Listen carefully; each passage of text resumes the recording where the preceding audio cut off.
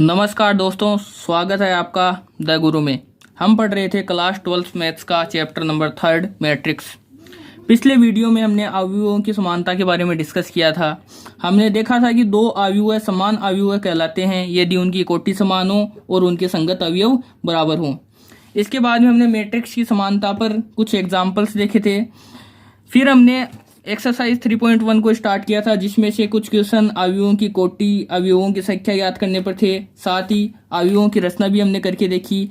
उसके बाद में कुछ क्वेश्चन हमने अवयवों की समानता पर देखे और लास्ट में हमने एक ऐसा क्वेश्चन किया था जिसमें 3x3 कोटि के ऐसे अवयवों की संख्या पूछी गई थी जिसकी प्रत्येक प्रविष्टि 0 तथा 1 थी। तो चलिए शुरू करते हैं अवयवों की संक्रिया से। तो सबसे पहली संक्रिया होती है अवयवों का योग। अवयवों का योग कैसे करते हैं चलिए देखते हैं। मान लेते हैं फातिमा के पास ए तथा बी स्थान पर दो फैक्ट्रियां हैं और प्रत्येक फैक्ट्री में लड़कों और लड़कियों के लिए खेल के जूते अलग अलग प्राइस कॉस्ट पर बन रहे हैं। 1, 2, 3 इस तरह से दो अलग अलग मूल्य वर्ग दिए हुए हैं और इस तरह से हमें ए और बी फैक्ट्री में बनने वाले जूतों की संख्या के लिए दो अवयव दिए गए हैं। इस प्रकार से ये दो अवयव दिए गए हैं।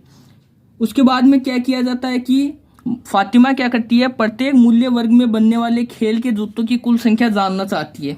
तो देखते हैं, पहले मूल्य वर्ग में लड़कों के लिए जूते हो जाएंगे 80 और 90, दोनों को जोड़ देते हैं। इसी प्रकार लड़कियों के लिए क्या हो जाएंगे, पहले मूल्य वर्ग में 60 प्लस 50। दूसरे मूल्य वर्ग में लड़कों के लिए हो जाएंगे 75 प्लस 70। इसी तरह लड़कियों के लिए हो जाएंगे 65 प्लस 55। और तीसरे मूल्य वर्ग में हो जाएंगे लड़कों के लिए 90 प्लस 75 तथा लड़कियों के लिए हो जाएंगे 85 प्लस 75। अब इस अवयव को हम इस प्रकार से भी लिख सकते हैं। किस प्रकार से लिख सकते हैं, 80 प्लस 90 इसको अवयव के रूप में लिख सकते हैं। 60 plus 50, 75 plus 70, 65 plus 55, 90 plus 75, 85 plus 75। अब आपने जो यहाँ पर देखा ये क्या है, दो अवयवों का योगफल है। हमने देखा कि दो अवयवों का योगफल क्या होता है, संगत अवयवों को जोड़ने से प्राप्त होने वाला कोई मैट्रिक्स होता है। अब अवयवों का योगफल हम कब करेंगे, इसके लिए एक शर्त होती है कि दोनों अवयवों की या जितने भी अवयवों का हमें योगफल करना है उनकी कोटियां समान होनी चाहिए। अब हमारे पास दो अवयव इस प्रकार से हैं। ए अवयव दिया A11, A12, A13, A21, A22, A23, 2x3 का एक ये अवयव है, मैट्रिक्स है। दूसरा मैट्रिक्स हमारे पास इस प्रकार से है जिसकी कोटि भी क्या है, 2x3 है। अब दोनों अवयवों का योग ज्ञात करना है तो हम लिखेंगे A प्लस बी। अवयवों का योग ज्ञात करने की हमारे पास कंडीशन होती है कि दोनों की कोटि समान होनी चाहिए। यहाँ पर देख सकते हैं आप, दोनों की कोटि समान है, 2x3 है, इसकी भी 2x3 है, तो A प्लस बी दोनों का योगफल हम ज्ञात कर सकते हैं। तो A प्लस बी क्या होगा, क्या करते हैं योगफल में हम संगत अवयवों को जोड़ देते हैं। तो जोड़ देते हैं A11 plus B11, A12 plus B12, A13 plus B13, इसी तरह से A21 plus B21, A22 plus B22, A23 plus B23। और आप देखेंगे कि ये जो योगफल आया है इसकी कोटि भी क्या होगी, जो वही कोटि होगी जो दोनों अवयवों की कोटि थी। मतलब कोटि परिवर्तित नहीं होती है योगफल पर।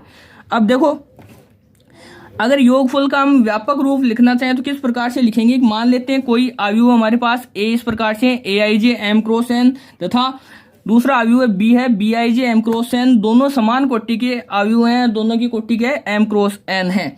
तब दोनों अवयवों का योगफल A प्लस बी एक अन्य अवयव है C द्वारा परिभाषित होता है, जहां C बराबर क्या होता है, Cij M क्रॉस N। यहाँ पर भी इसकी कोटि भी क्या होती है, M क्रॉस N।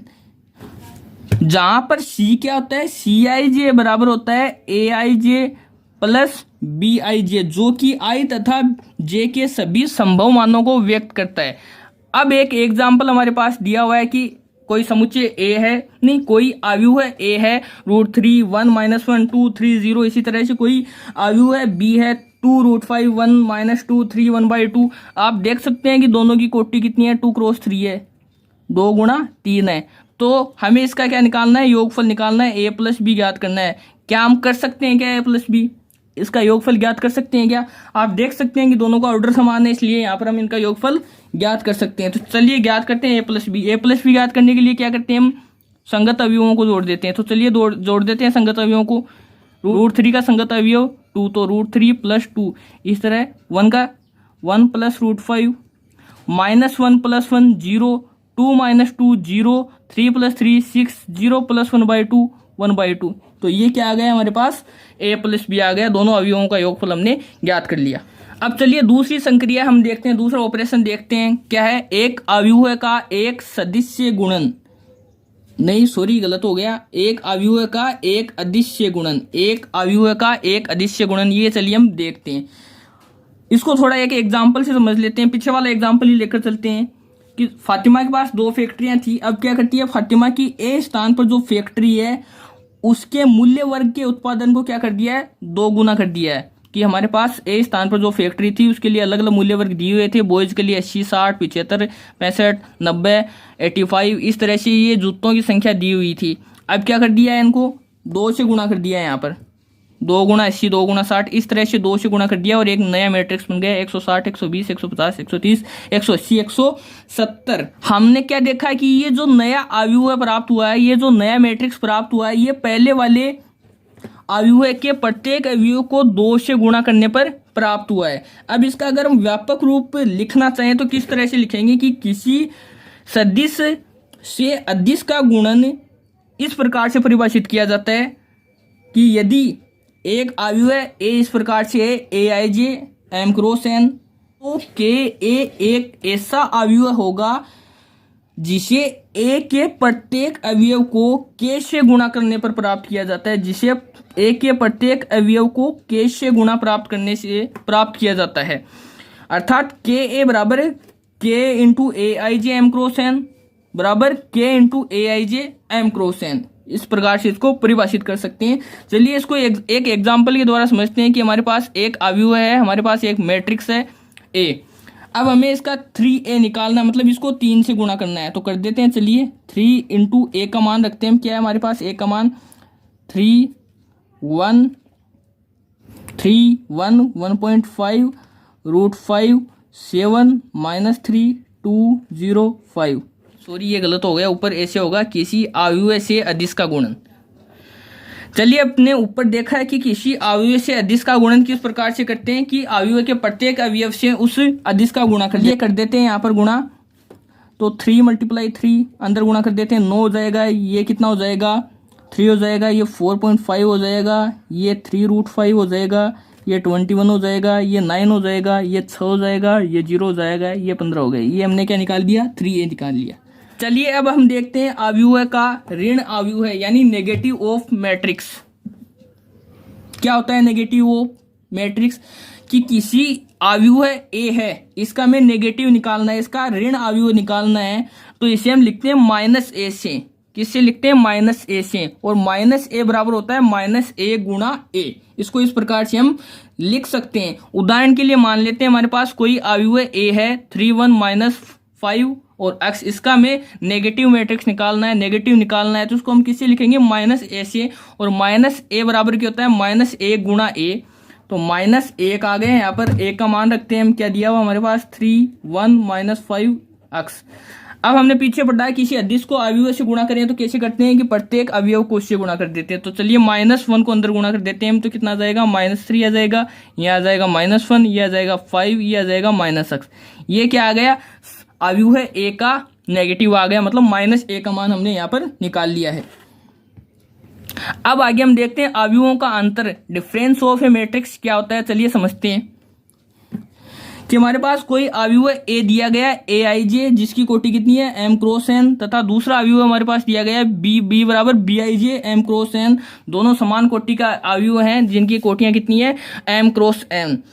तब हमें इनका अंतर निकालना हो A माइनस B, ये क्या है एक अन्य अव्यूह D द्वारा परिभाषित होगा, जहां पर D क्या होगा DIJ और M क्रॉस N, इसकी कोटि भी क्या होगी M क्रॉस N, तथा जहां पर क्या होगा I तथा J के समस्त मानों के लिए DIJ बराबर क्या होगा DIJ बराबर होगा AIJ माइनस BIJ, अर्थात D बराबर A माइनस B। इसको हम लिख सकते हैं A प्लस -1 इंटू B।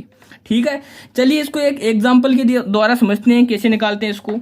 हमारे पास दो मैट्रिक्स दिए हुए हैं A बराबर 1 2 3 2 3 1, इसी तरह से B का मान दिया हुआ है 3 -1 3 -1 0 2, और हमें निकालना है 2A माइनस B निकालना है। चलिए निकालते हैं, A और B का मान रखते हैं और इनका हल निकालते हैं।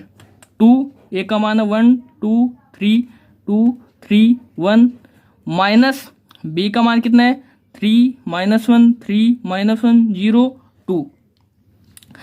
चलिए 2 को अंदर गुणा कर देते हैं, तो यहाँ पर आ जाएगा 2 4 6 4 6 2। इसी तरह -1 को अंदर गुणा कर देते हैं तो यहाँ पर प्लस रहेगा, ये हो जाएगा -3 1 -3 1 0 -2। अब दोनों को हम जोड़ देते हैं, तो जोड़ देते हैं 2 और -3 कितना हो जाएगा -1, 4 और 1 कितना हो जाएगा 5। इसी तरह से 6 और -3 कितना हो जाएगा 3, 4 और 1 कितना हो जाएगा 5, 6 और 0 6, 2 और -2 0। ये कितना आ गया हमारे पास 2a - b का मान आ गया। चलिए अब हम आगे अवयवों के योग के गुणधर्म हम देख लेते हैं। तो इनमें पहला गुणधर्म आता है क्रम विनिमय नियम या कम्यूटेटिव लॉ। क्या होता है कम्यूटेटिव लॉ, देखते हैं कि यदि हमारे पास कोई अवयव है a इस प्रकार से दिया है, a बराबर aij m क्रॉस n का अवयव है, और b अवयव इस प्रकार से bij, तब क्या होगा a प्लस बी बराबर b प्लस ए, इस प्रकार से होगा। ये कैसे हो रहा है, चलिए इसको प्रूव करके देखते हैं हम। देखो लेफ्ट हैंड साइड लिख रहा हूं मैं, a प्लस बी बराबर a क्या है aij प्लस b क्या है bij। अब इसको हम इस प्रकार से लिख सकते हैं aij प्लस bij। अब हम जानते हैं कि संख्याओं का योग होता है, दो संख्याओं का हम योग करते हैं तो वो क्रम विनिमय नियम का पालन करते हैं। तो aij प्लस bij को मैं इस तरह से भी लिख सकता हूँ bij प्लस aij। अब इसको फिर से अलग अलग लिख दो, ये हो जाएगा bij प्लस aij, ठीक है। अब bij क्या है b और aij क्या है a, तो a प्लस b बराबर कितना आ गया b प्लस ए, अर्थात अवयवों का योग क्रम विनिमय नियम का पालन करता है। अगला नियम होता है शास्त्रीय नियम या फिर एसोसिएटिव लॉ। कैसे होता है ये, चलिए देखते हैं। यदि हमारे पास m क्रॉस n कोटि के 3 अवयव हैं, a बराबर aij, b बराबर bij और c बराबर cij, तो क्या होगा, तो a plus b plus c बराबर होगा a plus b plus c। ये क्या होगा शास्त्रीय नियम का पालन करेंगे। चलिए कैसे देख लेते हैं इसको। लेफ्ट हैंड साइड लिख रहा हूं मैं a plus B plus C, value रख देते हैं इनकी। a की जगह लिखेंगे हम aij प्लस b की जगह लिखेंगे हम प्लस b की जगह लिखेंगे bij प्लस cij। अब इनको जोड़ देते हैं तो इसको लिख देंगे aij plus bij plus cij। अब इनको भी हम जोड़ देते हैं साथ में, तो क्या लिख देंगे इनको aij plus bij plus cij। अब हम जानते हैं कि जो संख्याओं का जो योग होता है वो शास्त्रीय नियम का पालन करता है, इसलिए हम इसको इस प्रकार से लिख सकते हैं aij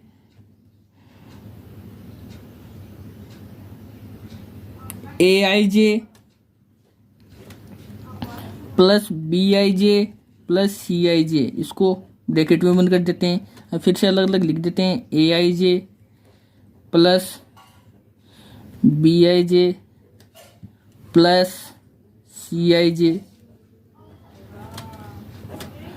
अब aij क्या है a है, bij क्या है b है प्लस c, तो ये आ गया अपना शास्त्रीय नियम प्रूव हो गया। अर्थात इससे क्या देखा हमने कि जो अवयवों का योग होता है वो शास्त्रीय नियम का पालन करता है। चलिए अगला हम देखते हैं योग के तत्समक का अस्तित्व है। कि मान लेते हैं कोई अवयव है a इस प्रकार से a बराबर aij m क्रॉस n, और o एक क्या है m क्रॉस n का शून्य अवयव है यानी जीरो मैट्रिक्स है, तब a प्लस o बराबर o प्लस a बराबर a होता है। अगर दूसरे शब्दों में हम कहना चाहें तो क्या कहेंगे कि अवयवों के योग संक्रिया का तत्समक क्या होता है जीरो मैट्रिक्स, कि अवयवों की जो योग संक्रिया है उसका अगर हम तत्समक निकालना चाहें तो वो क्या होगा जीरो मैट्रिक्स। आगे हम देखते हैं योग के प्रतिलोम का अस्तित्व है। तो मान लेते हैं कि कोई अवयव है a इस प्रकार से aij m क्रॉस n, तो एक अन्य अवयव है माइनस a बराबर minus aij m cross n, इस प्रकार होगा कि a प्लस माइनस a बराबर माइनस a प्लस a बराबर o, यानी कि क्या हो जाएगा अवयव है माइनस a अवयव है a का योग के अंतर्गत प्रतिलोम अवयव है अथवा ऋण अवयव कहलाता। अब हम एक अवयव है के अदिश गुणन के गुणधर्म देख लेते हैं। मान लेते हैं कि यदि एक अवयव है aij तथा दूसरा अवयव है b बराबर bij m क्रॉस n, दो अवयव है तथा के और एल दो अदिश हैं तो क्या लिखेंगे हम, के इंटू ए प्लस बी बराबर लिखेंगे के ए प्लस के बी, तथा के प्लस एल इंटू ए बराबर लिखेंगे के ए प्लस एल है। चलिए इनको प्रूव करते हैं। तो हमने ले लिया है कि दो अवयव है, ए बराबर ए आई जे तथा दूसरा अवयव है बी आई जे, बी बराबर बी आई जे है, तथा के और एल क्या है, अदिश हैं। तो कैसे लिखेंगे, इसकी लेफ्ट हैंड साइड लिख रहा हूं मैं, के इंटू ए प्लस बी बराबर लिखूंगा मैं के इंटू ए की जगह लिख रहा हूं ए आई जे, प्लस बी की जगह लिख रहा हूं मैं बी आई जे। के को अंदर गुणा कर देते हैं, पहले इनको जोड़ देते हैं, ये स्मॉल ए आएगा, स्मॉल ए और ये स्मॉल बी, इनको जोड़ देते हैं। तो इसको मैं लिखूंगा ए आई जे प्लस बी आई जे। अब क्या करते हैं, के को अंदर ले जाते हैं, तो के लिखेंगे ए आई जे प्लस बी आई जे, ठीक है। अब इसको अलग अलग गुणा कर देते हैं, के इंटू ए आई जे प्लस के इंटू बी आई जे। अब ए आई जे और बी आई जे के मान लिख देते हैं ए प्लस बी। चलिए ये प्रूव हो गया। अब दूसरा और प्रूव देख करके देख लेते हैं, के प्लस एल इंटू ए बराबर क्या लिखते हैं हम। चलिए लेफ्ट हैंड साइड क्या है, के प्लस एल इंटू ए बराबर ए की वैल्यू रखते हैं, क्या होगी, के प्लस एल इंटू ए की वैल्यू है हमारे पास ए आई जे। अब इनको के प्लस एल को ए आई जे से गुणा कर देते हैं, तो इसको लिखेंगे के इंटू ए आई जे और इसको लिखेंगे एल इंटू ए आई जे। चलिए ठीक है, के और एल को बाहर निकाल लेते हैं, तो लिखेंगे इसको के इंटू ए आई जे प्लस लिखेंगे हम एल इंटू ए आई जे। अब ए आई जी की जगह वापस से ए लिख देंगे, के ए प्लस एल, ये हो गया। चलिए अब हम कुछ क्वेश्चंस करके देख लेते हैं। पहला क्वेश्चन दिया है कि एक मैट्रिक्स ए इस प्रकार से है, दूसरा मैट्रिक्स बी इस प्रकार से है, साथ में दिया है कि 2a प्लस 3x बराबर 5b हो तो मैट्रिक्स x का मान हमें ज्ञात करना है। तो चलिए कर लेते हैं, क्या दिया है, 2a प्लस 3x बराबर 5b। अब क्या करते हैं, हम दोनों तरफ माइनस 2a कर देते हैं, मतलब 2a घटा देते हैं। तो यहाँ पर लिखेंगे 2a plus 3x minus 2a बराबर 5b माइनस 2a। अब यहाँ से लिखेंगे 2a minus 2a plus 3x equals लिखेंगे हम 5b माइनस 2a। अब हमने देखा है कि a प्लस माइनस a बराबर कितना होता है, हमने देखा है ये शून्य मैट्रिक्स O के बराबर होता है। तो इसकी जगह हम क्या लिख देंगे, O प्लस 3x बराबर कितना आ जाएगा, 5b माइनस 2a। अब साथ में हमने एक और देखा था कि तो अवयवों का तत्समक निकाला था, वो हमने कैसे किया था कि a प्लस o बराबर कितना लिखा था हमने, a। तो यहाँ से हम o प्लस 3x कितना लिख देंगे, 3x बराबर 5b माइनस 2a। तो x बराबर कितना आ जाएगा, 1/3 5b माइनस 2a। चलिए इनकी वैल्यू लिखते हैं, a और b की, और x का मान निकालते हैं। तो 1/3 5 इंटू बी की वैल्यू क्या है, यहाँ पर b की वैल्यू है 2 माइनस 2 4 2 माइनस 5 1। इसी तरह माइनस 2 गुणा a की वैल्यू है 8 0 4 माइनस 2 3 6 और 1/3 से ये बाहर से गुणा हो रहा है। तो इसको आगे लिखेंगे हम 1/3। अगर 5 को अंदर गुणा कर दें तो क्या लिखेंगे, 10 माइनस 10 20 10 माइनस 25 5। ठीक है, आगे इसको माइनस 2 को अंदर गुणा कर देते हैं तो हम लिखेंगे माइनस 16 0 माइनस 8 4, आगे लिखेंगे माइनस 6 माइनस 12। अब क्या करते हैं, इन दोनों मैट्रिक्स को साथ में जोड़ देते हैं, तो हम लिखेंगे 1/3। इनको जोड़ने पर क्या आएगा, 10 माइनस 16 कितना हो जाएगा, माइनस 6 माइनस 10 प्लस 0 माइनस 10। इसी तरह से 20 माइनस 8 कितना हो जाएगा, 12। 10 प्लस 4 कितना हो जाएगा, 14। इसी प्रकार माइनस 25 और माइनस 6 कितना हो जाएगा, माइनस 31। इसी तरह से 5 और माइनस 12 माइनस 7। अब 1/3 से गुणा कर देंगे तो माइनस 6/3 हो जाएगा माइनस 2। इसी तरह से माइनस 10/3। इसी तरह से हो जाएगा 12/3 बराबर कितना हो जाएगा, 4। 14/3 साथ में माइनस 31/3 3 और आ जाएगा लास्ट में -7/3। ये इसका आंसर आ गया किसका, ये आ गई हमारे पास अक्स की वैल्यू आ गई। अब हमारे पास आगे कौन सा क्वेश्चन दिया हुआ है, चलिए देखते हैं। आगे क्वेश्चन दिया हुआ है हमारे पास कि अक्स प्लस वाई बराबर इतना है, साथ में अक्स माइनस वाई बराबर इतना है, तो हमें अक्स और वाई के मान ज्ञात करने हैं। तो चलिए सबसे पहले इन दोनों को आपस में जोड़ देते हैं। क्या करते हैं, अक्स प्लस वाई कर लेते हैं, प्लस अक्स माइनस वाई जोड़ देते हैं। चलिए अक्स प्लस वाई कितना है, 5 2 2 0 9 प्लस 3 6 साथ में 0 -1। अब इनको अक्स को साथ लिख लेते हैं और वाई को साथ लिख लेते हैं। क्या करेंगे, अक्स प्लस वाई माइनस वाई, इनको जोड़ने पर क्या आता है, 5 और 3 8, 2 और 6 8, यह आ जाएगा 0, यह आ जाएगा 8। ठीक है, अब ये क्या हो जाएगा, ये तो यहां से हो जाएगा 2x और y प्लस वाई कितना हो जाएगा, y प्लस वाई कितना और y माइनस वाई कितना हो जाएगा, 0 मैट्रिक्स यहां पर लिख सकते हैं O बराबर आ जाएगा 8 0 0 8। यहां से x बराबर कितना आ जाएगा, 1/2 8 0 8 0 8 बराबर आ जाएगा 4 0 0 4। ये क्या आ गया, अक्स का मान आ गया। y का मान ज्ञात करने के लिए क्या करते हैं, इन दोनों आपस में घटा देते हैं। X plus y minus x minus y, और यहाँ से लिखेंगे 5 2 0 9 माइनस करेंगे हम 3 6 0 -1। चलिए देखते हैं इसको। अब क्या करेंगे, अक्स माइनस अक्स इनको साथ लिख लेंगे, प्लस वाई प्लस वाई इनको साथ लिख लेंगे, बराबर कितना हो जाएगा, 5 -3 कितना हो जाएगा, 2 2 -4 कितना हो जाएगा, -4 0 -0 0 9 + 1 10। ठीक है, अब ये तो हो जाएगा 0 मैट्रिक्स। 0 मैट्रिक्स को इसमें ऐड करेंगे, फिर से वही आना है, तो इसको लिख देंगे 2y इक्वल्स कितना हो जाएगा, 2 -4 0 और 10। y बराबर कितना हो जाएगा, 1/2 2 -4 0 10 बराबर कितना हो जाएगा, ये 1 -2 0 5। ये कितना आ जाएगा, y का मान। अब हमारे पास क्वेश्चन दिया गया है कि 2 किसान है, राम किशन और गुरचरण सिंह। वो क्या करते हैं, 3 प्रकार के चावल बोते हैं, बासमती, परमल और एक होता है नवूरा। इनकी खेती करते हैं और दोनों किसानों द्वारा सितंबर और अक्टूबर माह में चावल की बिक्री को निम्नलिखित ए तथा बी आयु में व्यक्त किया गया है। अब सितंबर माह की बिक्री क्या दी गई है, इस प्रकार से दी गई है, और अक्टूबर माह की बिक्री हमें इस प्रकार से दी गई है। तो पहला क्वेश्चन पूछा है कि प्रत्येक किसान की प्रत्येक प्रकार के चावल की सितंबर तथा अक्टूबर की सम्मिलित बिक्री ज्ञात करनी है। मतलब सितंबर और अक्टूबर में जो जो बिक्री हुई है हमें उनका क्या करना है, योग ज्ञात करना है। तो चलिए ज्ञात कर लेते हैं। तो यहाँ पर क्या करना है, हमें यहाँ पर हमें a प्लस बी ज्ञात करना है।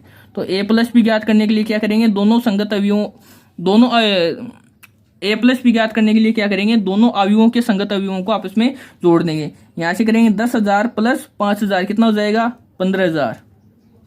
इसी तरह से 20 प्लस 10 कितना हो जाएगा, 30,000। इसी तरह से 30 प्लस 24 कितना हो जाएगा, 54,000। कितना हो जाएगा, 54,000। चलिए आगे देख लेते हैं। 50 प्लस 30 हो जाएगा 80,000। क्वेश्चन में कुछ गड़बड़ है यहाँ पर बुक में, आप देख सकते हैं। 50 हो जाएगा और ये हो जाएगा 10,000। ये क्या आ गए, सितंबर और अक्टूबर माह की सम्मिलित बिक्री आ गई। अगला क्वेश्चन क्या दिया गया है, सितंबर की अपेक्षा अक्टूबर में बिक्री में कितनी कमी आई है। मतलब यहाँ पर a माइनस बी ज्ञात करना है हमें, a में से b को घटा देना है। तो चलिए कैसे करेंगे हम, घटा दो a में से b से। 10 माइनस 5 कितना हो जाएगा, 5,000। इसी तरह से 20 माइनस 10 ये कितना हो जाएगा, 20,000। इसी तरह से 30 माइनस 24 यह आ जाएगा हमारे पास 6,000। इसी तरह से 50 माइनस 30 यह आ जाएगा 20,000। 30 माइनस 20 यह आ जाएगा 10,000। इसी तरह से 10 माइनस 0 ये रहेगा 10,000। ये a माइनस बी आ गया। अगला क्वेश्चन दिया गया है कि यदि दोनों किसानों को कुल बिक्री पर 2% लाभ मिलता है तो अक्टूबर में प्रत्येक प्रकार के चावल की बिक्री पर प्रत्येक किसान को मिलने वाला लाभ याद कीजिए। यानी कि अक्टूबर में प्रत्येक प्रकार के चावल की बिक्री पर किसान को मिलने वाला लाभ ज्ञात करना है। मतलब हमें b का 2% ज्ञात करना है। तो b का 2% निकाल लो। b का 2% कैसे निकालेंगे, b गुणा 2/100 बराबर निकाल लेंगे हम 0.02 गुणा बी, मतलब बी को 0.02 से गुणा कर देना है। चलिए देख लेते हैं। तो ये क्या हो जाएगा, 0.02 गुणा बी का वैल्यू कितना है, 5000, 10,000 और 24,000, साथ में दिया है 30,000, 20,000 और 0। चलिए गुणा कर देते हैं। चलिए इनको गुणा करते हैं तो कितना आएगा, 0.02 को 5000 से गुणा करेंगे तो ये आ जाएगा 100। अब इसको 10,000 से गुणा करेगा तो ये 200 आ जाएंगे, और ये 24 चौबीस दूनी 48, ये 480 आ जाएगा। इसी तरह से ये 30,000 को गुणा करेंगे तो ये आ जाएगा 600, और ये 20,000 से गुणा करेंगे तो ये 400 आ जाएगा, और ये 0। इस प्रकार से आप देख सकते हैं कि अक्टूबर माह में राम किशन को प्रत्येक चावल की बिक्री पर क्रमशः 100 रुपये, 200 रुपये और 480 रुपये का लाभ मिलता है। और जो गुरुचरण सिंह है उसको प्रत्येक प्रकार के चावल की बिक्री पर 600 रुपये, 400 रुपये और 0 रुपये का लाभ मिलता है। चलिए ये क्वेश्चन हो गया। आई होप आपको समझ में आया होगा। अगले वीडियो में फिर से मिलेंगे, तब तक के लिए पढ़ते रहिए। धन्यवाद।